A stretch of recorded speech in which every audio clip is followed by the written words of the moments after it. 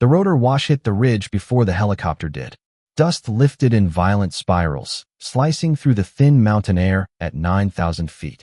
The MH-47 Chinook hovered for less than 10 seconds. That was all the time they had. 4 men stepped off into darkness. No perimeter, no overwatch, no second insertion window. Just a narrow ridgeline in Kunar Province, Afghanistan. Temperature hovering near freezing. Oxygen thin enough to slow thought. They were from SEAL Team 10, a 4-man reconnaissance element, inserted deep behind Taliban-controlled territory. Their mission was simple on paper. Find one man, Ahmad Shah, a local insurgent commander moving freely through the Sawtalo Sar mountains, coordinating ambushes, controlling valleys, disappearing before ISR platforms could fix his position. Predator drones had watched the region for weeks. Signals intelligence had mapped fragments of his network. Nothing held. He moved without pattern. And now 4 men were on the ground to solve what satellites couldn't.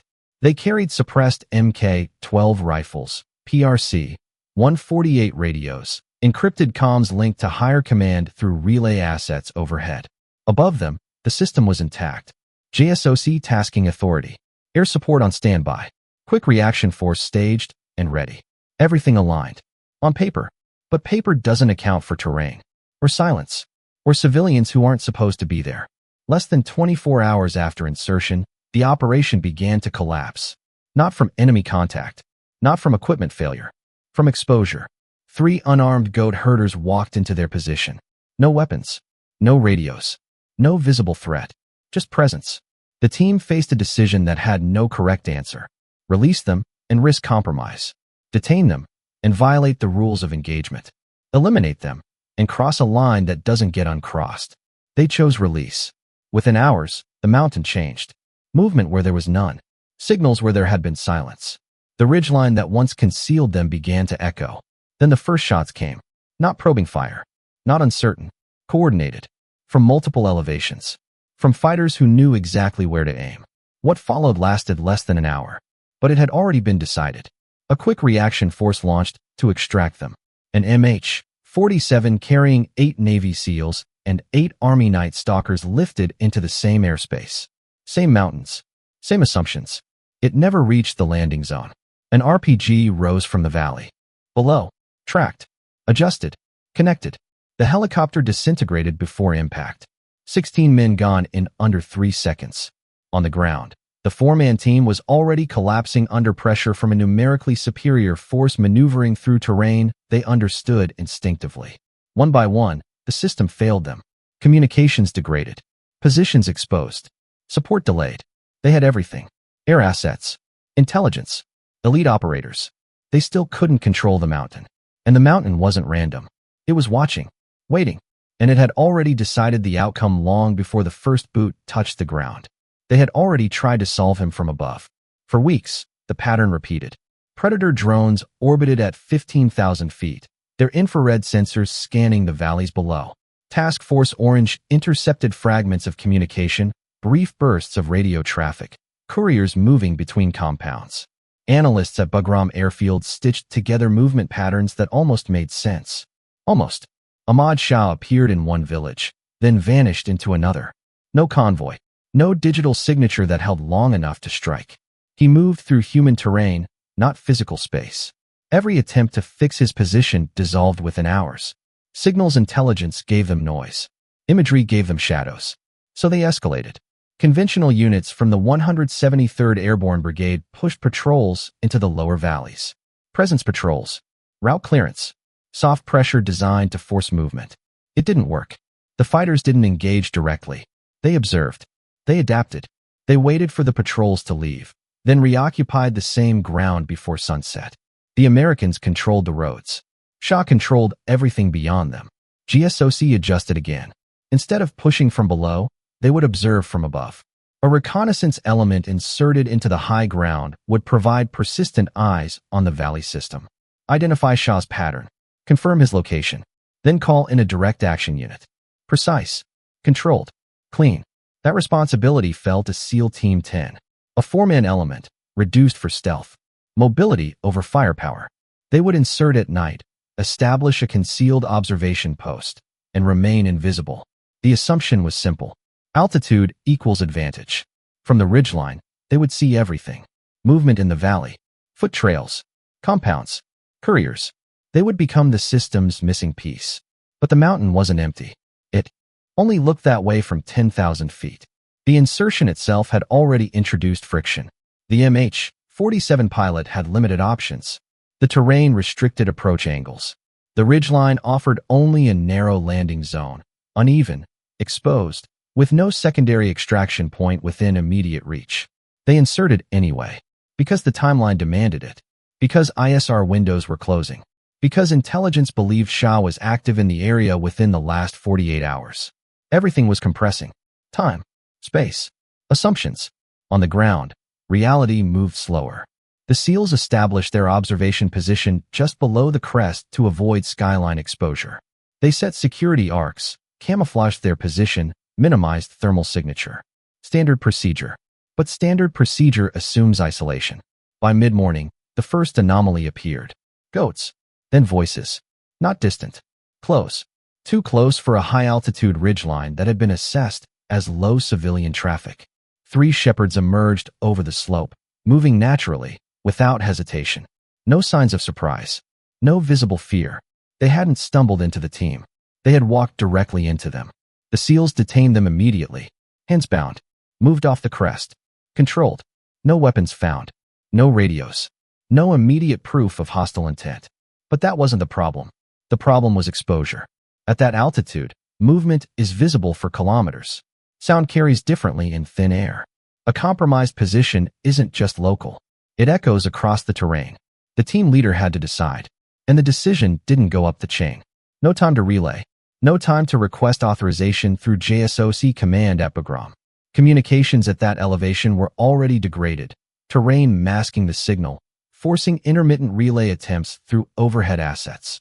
The system that had planned the mission wasn't present for the decision. Just 4 men, 3 civilians, and a mountain that was no longer neutral. They discussed it quietly. Rules of engagement were clear. Unarmed civilians could not be harmed. Detaining them indefinitely was not an option without extraction.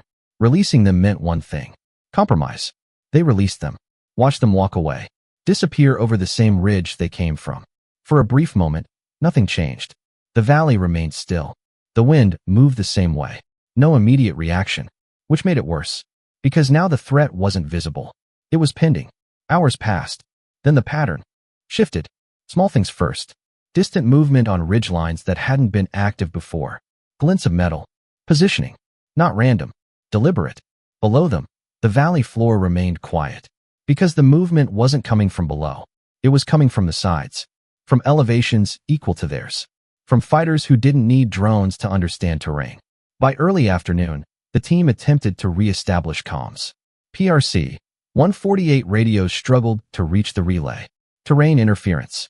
Battery management becoming a factor. Every transmission had to be short, precise, and even then, not guaranteed. They reported possible compromise. Requested guidance. The response never stabilized. Fragments of acknowledgement. No clear directive. Because from above, nothing had changed. ISR still showed minimal activity. No confirmed enemy concentration. No visible escalation. The system saw what it expected to see. A quiet valley. A stable operation. On the ground, the equation was already different. The fighters had time. They used it. They moved through covered routes, staying below visual detection from aerial assets. They didn't rush. They didn't expose themselves unnecessarily. They positioned. Encirclement, not assault. Because they understood something the planners did not.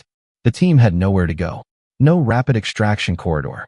No immediate support within minutes. Just steep terrain, loose rock, and thin air that punished movement. By the time the first shot was fired, the engagement had already been structured.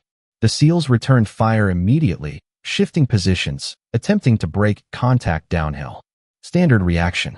But downhill in that terrain isn't escape. It's exposure. Loose shale. Sparse cover. Limited mobility. Every step visible. Every movement tracked. Communications degraded further under stress. Calls for support became fragmented. Grid coordinates partially transmitted. Contact reports incomplete. Higher command received pieces. Not the full picture. They authorized a quick reaction force. An MH-47 loaded with operators from SEAL Team 10, and 160th SOAR pilots lifted from Bagram. Fast. Direct. Because speed was assumed to be the solution. It usually is. But speed requires clarity. And clarity no longer existed. The QRF moved into the same terrain that had already collapsed the first plan. Same approach corridors. Same assumptions about enemy capability. From the air, the landing zone looked viable. From the ground, it had already been targeted. The RPG team didn't improvise. They waited, tracked the sound signature of the incoming helicopter as it echoed through the valley walls, adjusted for distance, for angle, for movement. When the Chinook dropped altitude to approach insertion, it entered a predictable path. There was no evasive maneuver. No time. The rocket connected midair. The explosion was immediate. Fuel, ammunition, structure, all igniting at once. No survivors. 16 personnel eliminated before they reached the ground. Above, command lost the QRF. Below, the reconnaissance team lost the only immediate extraction option. The system had committed its recovery force into the same environment it didn't understand. And the mountain responded the same way. On the ground, the fight didn't intensify. It tightened. Fire became more controlled, more precise, because now the outcome was no longer uncertain. It was unfolding exactly as the terrain allowed. The system didn't fail in the moment of contact. It failed long before the first shot. What happened on that ridgeline was not a breakdown of courage or training or even firepower. It was a breakdown of understanding. They believed altitude gave them control. It didn't. Altitude gave them visibility in one direction. The mountain operated in all directions. From 15,000 feet, ISR platforms saw terrain as geometry. Slopes, valleys, heat signatures moving across a mapped surface. Patterns extracted from distance. But Ahmad Shah did not operate in patterns. He operated in familiarity. He knew which ridgelines carried sound, which goat paths bypassed observation, which villages would signal his presence without radios, without signals, without anything a satellite could intercept. The problem was not that he was invisible. The problem was that he didn't need to be. The Americans were looking for concealment. He relied on normalcy. Every assumption pointed upward. Drones, signals, overwatch. The solution was always framed from above. So they placed 4 men on a ridgeline and called it dominance. But dominance requires control of movement. And they never controlled movement. The insertion point itself revealed the flaw. A single narrow ridgeline. No alternate exfiltration routes within immediate reach. No secondary observation position pre-established. No layered insertion. One team. One position. Static. The plan assumed the environment would remain stable long enough to collect intelligence. But the environment was not passive. It was responsive. The presence of the team altered the terrain immediately. Not physically. Behaviorally. The arrival of the goat herders wasn't coincidence. It was inevitability. Because the terrain wasn't empty. It was inhabited. Mapped not by satellites, but by routine. By people who moved through it daily. The team had inserted into a system they were not part of. And the system noticed. The decision to release the shepherds is often framed as a moral dilemma. It wasn't. It was an operational certainty. Once contact was made, the mission was already compromised. The only variable left was timing. And timing in that terrain belongs to the people who don't need radios to communicate. The fighters didn't rush. Because they didn't need to confirm anything. They already knew. Movement on a ridgeline where there should be none.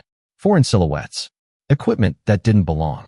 Information traveled faster than any encrypted transmission. Not through signals. Through observation. The Americans relied on communication systems. PRC, 148 radios. Satellite relays. Structured reporting chains back to Bagram. Through JSOC command layers. Each step requiring clarity. Verification. Authorization. The fighters relied on line of sight. On memory. On terrain that compressed distance into instinct. By the time the SEALs attempted to re-establish communication, the asymmetry was already locked in. Their radios struggled against the mountain. Terrain masking degraded their signal. Every transmission was partial, delayed, sometimes lost entirely. They were connected to a system that couldn't hear them consistently. Meanwhile, the fighters didn't need to transmit anything. They were already positioned. This is where the failure becomes precise. The problem was not lack of intelligence. It was the type of intelligence. Signals intelligence, managed by Task Force Orange, had mapped fragments of Shah's network. But fragments don't reveal behavior. They reveal moments. ISR platforms provided imagery, but imagery captures presence, not intention. Human intelligence was minimal, because human networks take time. Years. The kind of time that units like the British SAS had invested in other theaters, building sources village by village, understanding patterns that never appear on a screen. Here, there was no such depth. So the system defaulted to what it had. Technology, speed, insertion, observation, extraction, a clean cycle. But the cycle assumed the enemy behaved like a target, fixed, trackable, isolated. Ahmad Shah was none of those things. He was distributed across terrain, people, and routine. The Americans were trying to locate a man.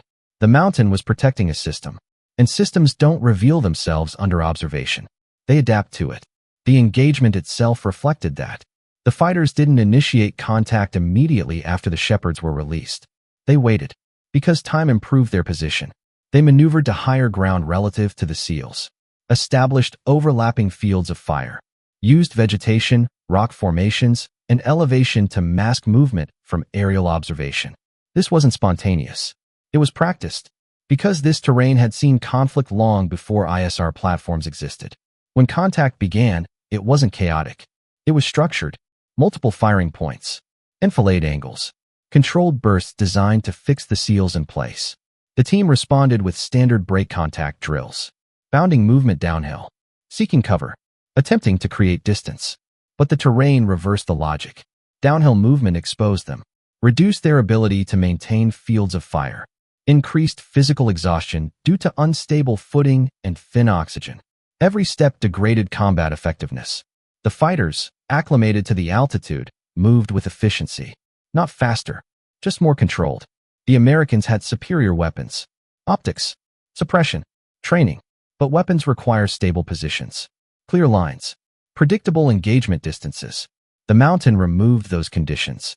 This is where the second failure layered in. The quick reaction force. From a command perspective, the decision was correct. Deploy immediate reinforcement. Extract the compromised team. Stabilize the situation. But the QRF relied on the same assumptions as the initial insertion. That air mobility could override terrain. That speed could compensate for uncertainty. The MH-47 from the 160th SOAR followed a direct approach route. Because deviation required time. And time was perceived as risk. But the direct route was predictable. Sound travels differently in mountainous terrain. The helicopter announced itself minutes before visual contact. Echoes bouncing across valley walls, giving anyone below a precise sense of direction and distance. The RPG team didn't need advanced targeting systems. They needed timing, angle, and patience. They positioned themselves along the likely approach corridor, adjusted elevation, waited for the helicopter to descend into a stable flight path for insertion. That moment, when speed decreases, altitude drops, and maneuverability narrows, is always the most vulnerable. The system knew this, but it assumed the enemy wouldn't exploit it effectively. That assumption didn't hold. The RPG was not a lucky shot. It was an expected outcome inside that terrain. The destruction of the QRF didn't just remove reinforcement. It collapsed the operational timeline. No immediate extraction. No rapid escalation. No recovery window. The SEAL team on the ground was no longer part of an active operation. They were isolated, inside terrain that had already absorbed them. The final layer of failure was psychological, not at the individual level, at the institutional level. They believed control could be projected, from above, from distance, through systems. But control in that environment required presence, understanding, integration into the terrain's human and physical structure. They had none of that. So every decision, from insertion to reinforcement, followed a logic that only worked in environments where the system itself defined the battlefield. Here, the battlefield defined the system, and it rejected it completely. The shift didn't begin with a new operation. It began with an admission no one wrote down, that the system they trusted, ISR, signals intercept, rapid insertion, was not designed for this kind of war. Not in these mountains. Not against an enemy that didn't separate itself from the terrain. The lesson wasn't learned in Kunar. It had been visible before. Ignored, because elsewhere, the system had worked. In Iraq, Task Force 145, built around Delta Force, DevGru, and British SAS under Task Force Black, had refined a model of warfare that thrived on speed and precision. Signals intelligence fed targeting cycles. Raids happened within hours of identification. Night after night, doors were breached, targets captured or killed, networks dismantled. Because the environment allowed it. Urban density created patterns. Phones created signals. Movement created traceable behavior. The system compressed time between detection and action, and it dominated. So they brought that model to Afghanistan. Same architecture, same confidence, different battlefield. In Kunar, there were no dense urban grids, no reliable signal traffic, no dependency on technology. Ahmad Shah didn't carry a digital signature that persisted long enough to exploit. His network used couriers, face-to-face communication, movement through terrain that erased footprints within hours. The Americans were running an Iraq playbook in a mountain system that didn't produce the same inputs. So the outputs never aligned. That's where the contrast began to emerge. Quietly, not in official doctrine, but in the way certain units approached the same problem differently. The British Special Air Service had operated in similar terrain before. Not identical, but close enough to recognize the pattern. In Helmand Province, SAS patrols didn't rely solely on aerial ISR to map insurgent networks. They built human terrain maps. Long-duration reconnaissance teams inserted not just to observe movement, but to understand routine. Who moved at dawn? Which compounds received visitors after sunset? Which footpaths connected villages that didn't appear linked on satellite imagery? They stayed longer. Sometimes days. Sometimes weeks. Minimal transmissions. Because every transmission risked exposure. They accepted isolation as part of the method, not as a failure condition. The difference wasn't equipment. The SAS had access to the same platforms. Chinooks, Predator drones, secure communications. The difference was how they used them. They didn't treat technology as the primary layer. They treated it as support. The primary layer was always human. In contrast, Operation Red Wings was structured around a compressed timeline. Insert, observe, confirm, extract. Everything depended on maintaining invisibility within a limited window. Because the system expected clarity to emerge quickly. But clarity in that terrain required time the operation never allowed. The four-man SEAL element was not designed for prolonged integration. They were designed for precision reconnaissance under controlled conditions, not for immersion inside a living terrain system. And that distinction mattered, because once compromised, they had no secondary framework to fall back on, no established local network, no alternative observation points, no layered presence. Just a single position that had already been exposed. The doctrine assumed that compromise was unlikely, and if it occurred, it would be manageable. But compromise in that environment is not a phase. It's a transition, from observer to target. The alternative doctrine approached this differently. It assumed compromise as a constant risk. So it built redundancy, multiple observation teams, staggered insertion points, overlapping fields of awareness. If one element was exposed, others remained intact. Information continued to flow. The system didn't collapse. It adapted. There was also a difference in how terrain was interpreted. From above, terrain is visual. From within, it's functional. The SAS and units like the Australian SASR learned to read terrain as a network of behavior. Where people move, why they move, what they avoid. The Americans in this operation read terrain as a vantage point. Higher equals better. Clear lines of sight equal control. But visibility does not equal understanding. The ridgeline gave them sight. It did not give them context. And without context, every observation is incomplete. This is where the cognitive trap locked in. They believed they were the observers, that the mission placed them outside the system they were studying. But the moment they inserted, they became part of it. And unlike them, the system recognized the change immediately. The shepherds weren't just civilians crossing a ridge. They were part of the terrain's detection mechanism. Unintentional, but effective. Their presence translated anomaly into information. And information moved faster through human networks than through encrypted channels struggling against terrain interference.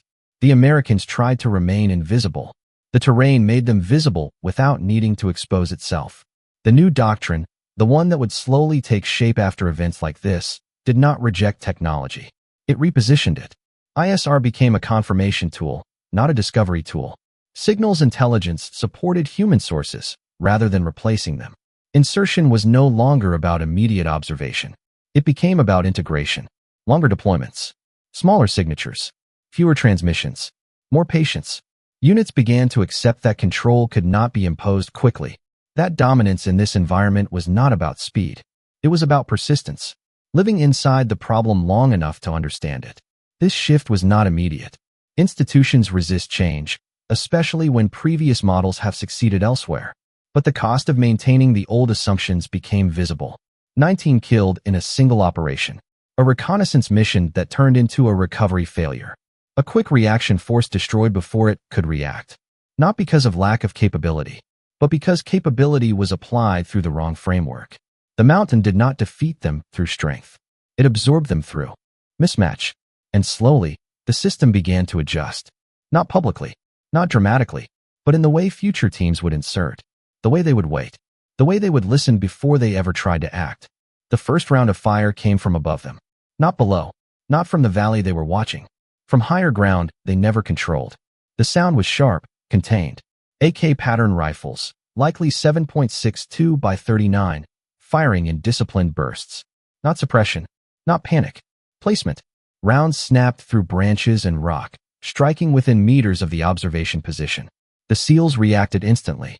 Break contact. That was the only option left. The team leaders signaled movement downslope, away from the ridgeline. Standard immediate action drill. Collapse the position. Move out of the kill zone. Regain maneuver space. But the terrain didn't allow clean movement. The slope dropped at a 40-degree angle, covered in loose shale and scattered pine. Every step dislodged rock. Every movement created noise. Controlled descent became controlled falling. They moved anyway, because staying meant encirclement. Return fire was immediate. Suppressed Mk-12 rifles, firing 5.56 with precision optics, engaging muzzle flashes across the slope. But visibility was fractured, angles broken by terrain. You could see where the fire came from. You couldn't stay exposed long enough to finish it. Within the first 2 minutes, the geometry was clear. At least 3 firing elements. 1 above, 2 flanking. Not massed. Distributed. The fighters weren't closing distance. They were shaping it. The SEALs attempted bounding movement, one element firing while the other displaced downslope. But the slope accelerated everything. Movement outran control. Intervals collapsed. Spacing broke. The mountain pulled them out of formation. Radio communication degraded further under movement. PRC, 148 transmissions clipped by terrain masking. Calls to higher command became fragments. Troops in contact, multiple shooters, grid, static. Retry. Short burst. Nothing stable. Above them, ISR still struggled to build a clear picture. Thermal signatures blurred against sun-heated rock. Movement masked by vegetation and elevation overlap. From the air, it was noise. On the ground, it was structure. A round struck close. Then another. The volume increased, not wildly, but enough to fix them in place. The fighters had adjusted. They weren't chasing. They were containing. One SEAL slipped on loose rock, dropping several meters before regaining footing. The descent was no longer tactical. It was survival through gravity. They continued moving. Down. Always down. Because up was already owned. Minutes stretched. Time lost meaning. Distance became the only measurable variable. 50 meters. Then another 20. Each meter costing energy they couldn't replace. Oxygen thin. Heart rate spiking. Muscle fatigue setting in faster than at sea level. Every pause invited fire. Every movement exposed them. Then the first break in contact. Brief. Unintentional. The firing paused. Not because the fighters disengaged, but because they were repositioning again. Higher. Tighter. The SEALs used it. They pushed further downslope, attempting to reach thicker vegetation. Denser cover. Something to break line of sight. But the vegetation was sparse. Afghanistan's high ground doesn't offer concealment. It offers delay. Another burst of fire. Closer now. Angles narrowing.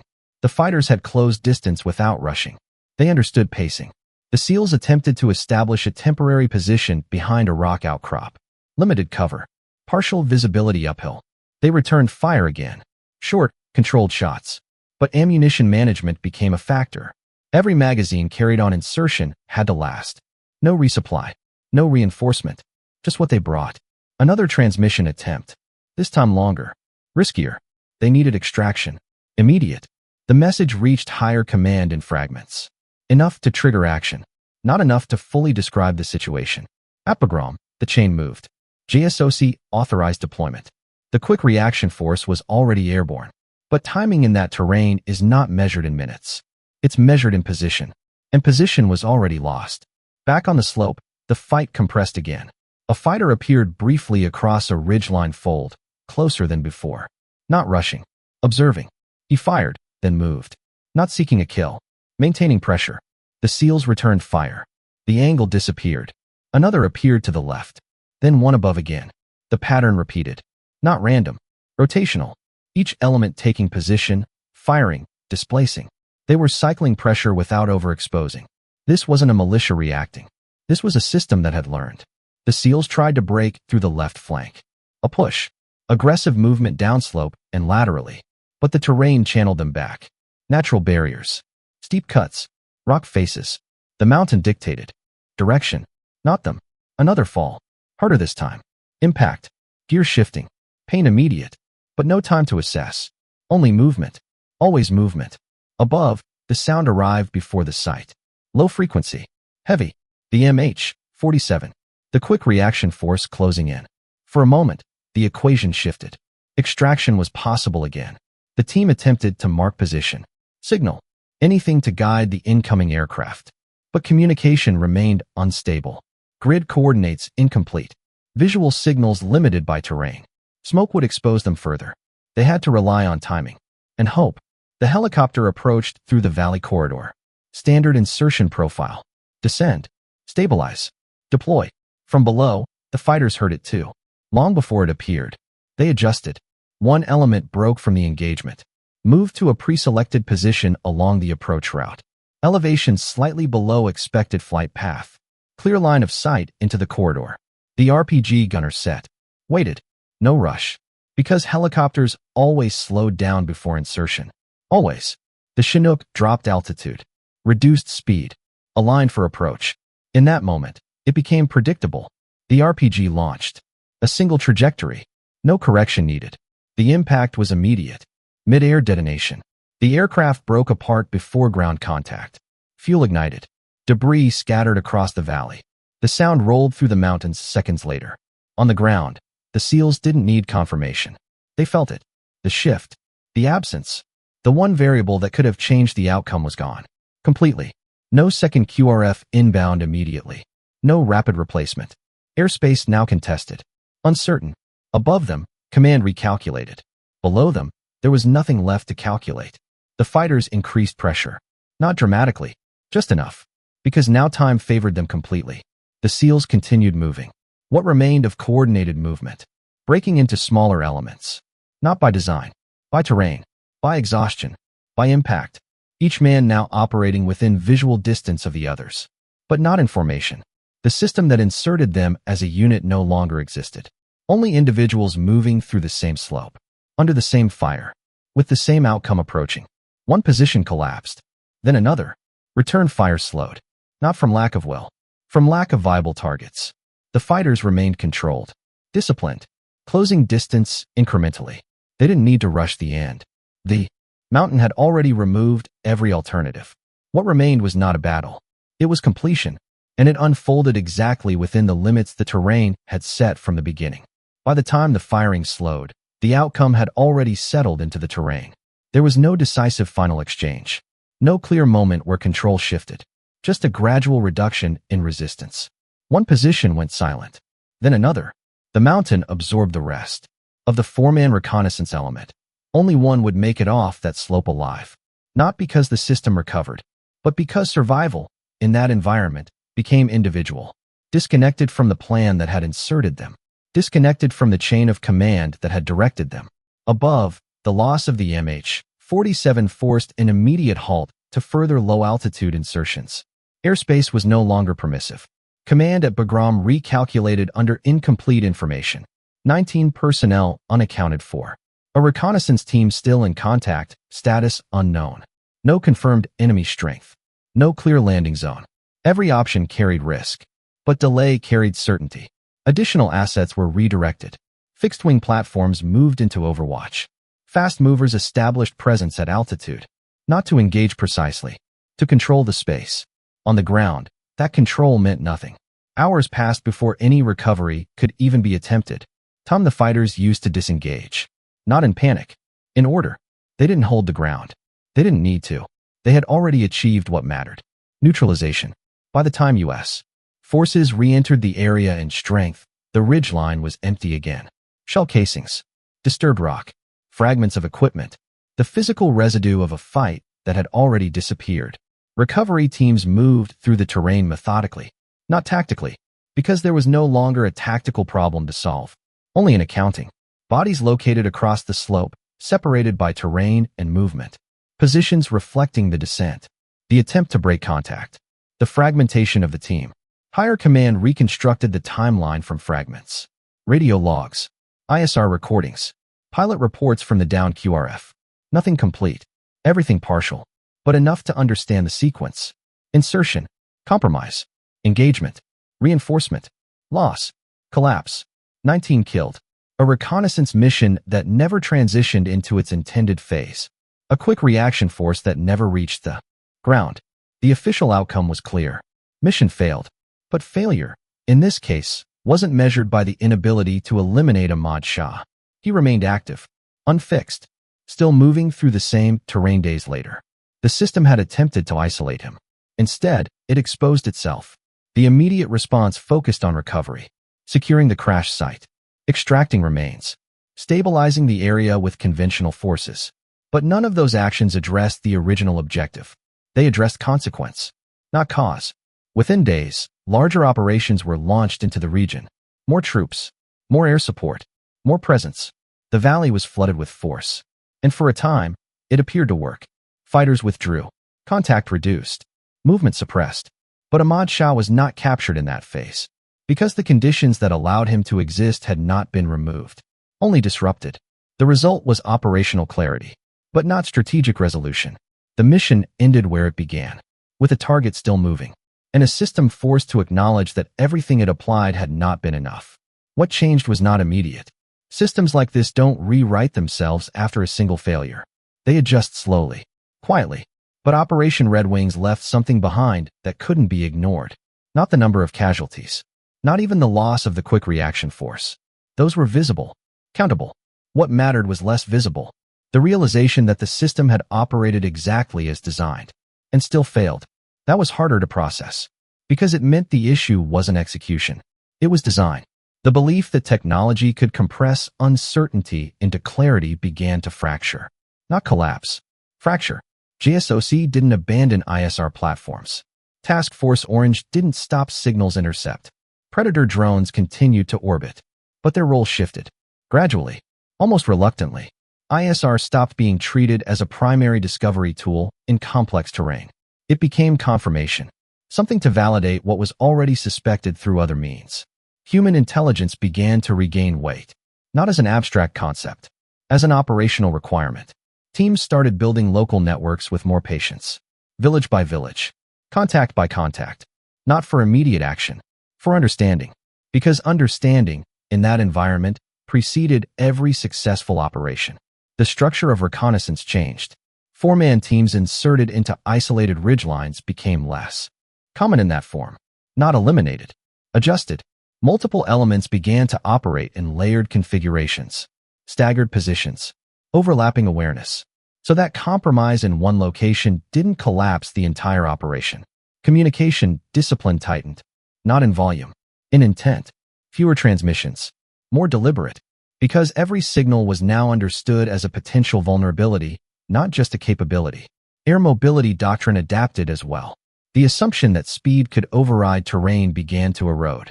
Insertion profiles became less predictable. Approach routes varied. Altitude management adjusted to reduce exposure windows during critical phases of flight. Pilots from the 160th SOAR didn't need to be told why. They had seen it, felt it. The moment where control narrows to seconds and trajectory becomes vulnerability.